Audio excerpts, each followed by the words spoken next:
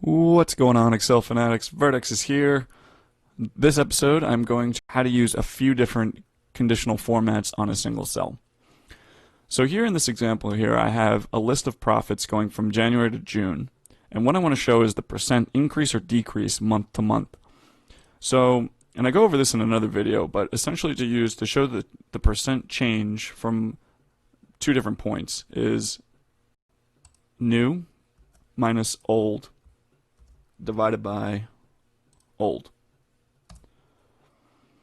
So that's a 50% increase right here, right?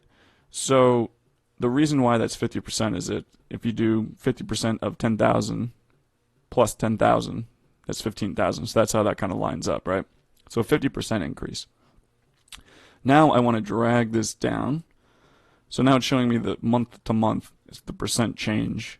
So you see all these different numbers here, but I kind of want them to pop a little bit more, right? So that's when conditional formatting comes in. So I'm going to highlight from E4 to E8. I'm going to go over here to conditional formatting. And here are my cell rules here, right? So you see a few different options. So there's a greater than, less than, and between. So those are the three I want to focus on. So in this situation, we'll start with the greater than. So if the change is greater than, let's say, 20%, I want to make it green because it's positive. Right? So you already see the preview here. So anything over 20% is going to be highlighted green. Let's press OK. Now I also want to make sure that I include when the change is less than 20%. Highlight rules, less than. Let's do, and the thing is, what we might want to do here is actually do a negative 20%. And let's make it red because when something in this situation, if we see less profits, then that's kind of a red flag, right? So we're going to do less than 20%. So you see that worked. And now the last thing is, let's have one more conditional formatting kick in anywhere between negative 20% and 20%.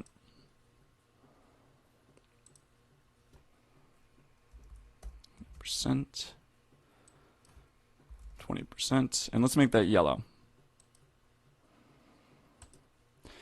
So now the reason for this, right, it might be good to kind of have three different colors in this situation, like green being very positive, yellow, that's the thing with percents, they're kind of relative to the situation. That's why it's good to not only see percents, but you also want to see the whole number, relating to it. So it helps kind of paint a better picture for you.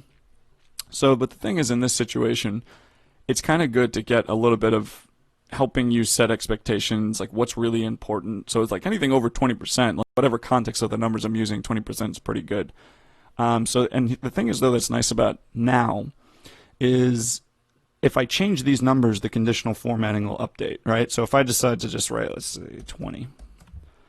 So that still increases, and since this is between negative 20%, that's still yellow, right? So what if we lower this down to 15,000?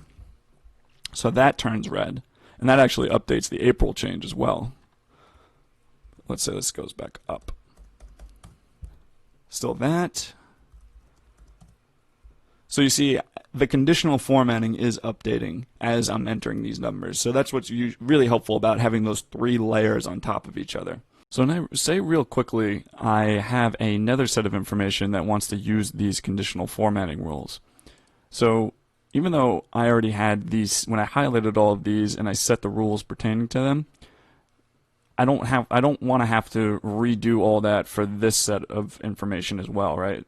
So actually what you can do really easily is when you click on the cell, go over to Format Painter, and then just drag it all the way down to the area you want to apply the rules to, and voila, it automatically gets applied. Same formatting, same rules. So that's a really helpful time saver trick as well. So that's all I really wanted to cover in this video. Hopefully this was helpful for you. It's a great way to help numbers pop, and might be even good for presentations. But thank you guys so much for watching. I will see you guys in the next video.